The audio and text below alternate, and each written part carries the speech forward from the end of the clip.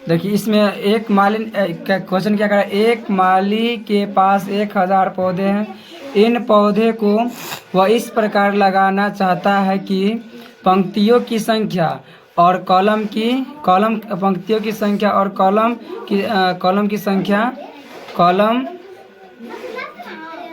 की संख्या समान रहे। इसके लिए कम से कम पौधों की संख्या ज्ञात कीजिए जिसकी उसे आवश्यकता हो। देखो यानी 1000 पौधा है ना, 1000 पौधा में और पौधा कैसे लगाएंगे, और पौधा कितना लेंगे कि तुमको पंक्तियों की संख्या और कॉलम की संख्या समान हो जाएगा। सबसे पहले क्या करेंगे हम लोग, मानेंगे क्या हम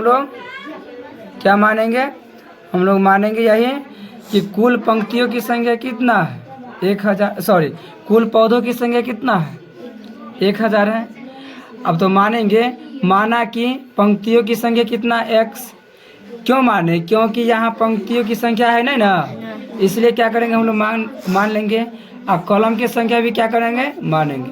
माना कि पंक्तियों की संख्या x, ठीक, कॉलम की संख्या x। आप देखेंगे प्रश्न से x गुने x बराबर 1000। क्या करेंगे, यानी आपको समान किस में लाना है, समान करना है आपको पंक्तियों में और कॉलम में। इसलिए दोनों के गुणनफल, यानी दोनों के गुणनफल करेंगे तो 1000 के समान हो जाना चाहिए।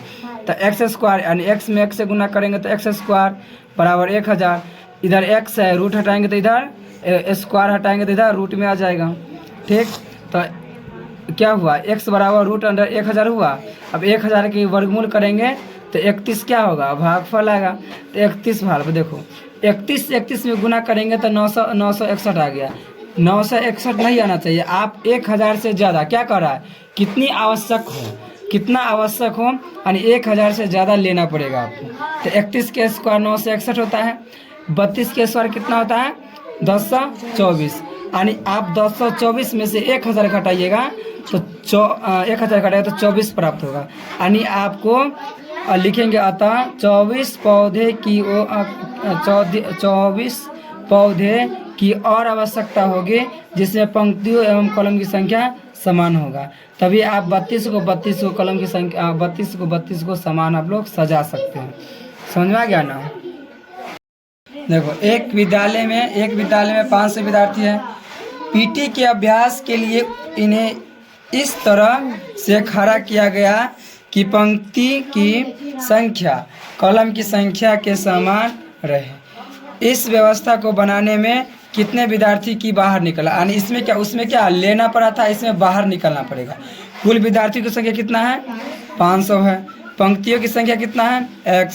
कॉलम की संख्या x गुने x बराबर 500। दोनों का गुणनफल कितना है, 500 है। तो x स्क्वायर बराबर 500 हो जाएगा, x बराबर रूट अंडर 500 हो जाएगा। यानी 42 के स्क्वायर करेंगे तो 484 आएगा। 500 इसके बाद 42 के क्या करेंगे तो 484 आएगा। अब 500 में से 484 घटाएंगे तो 16 प्राप्त होगा।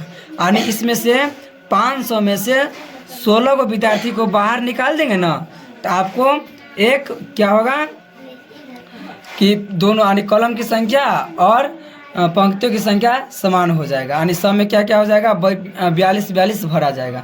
लिखेंगे अतः 16 विद्यार्थियों को हटाने पर समान कॉलम एवं समान पंक्ति की व्यवस्था होगी। इतना आप लोग का आंसर उतार लेना है।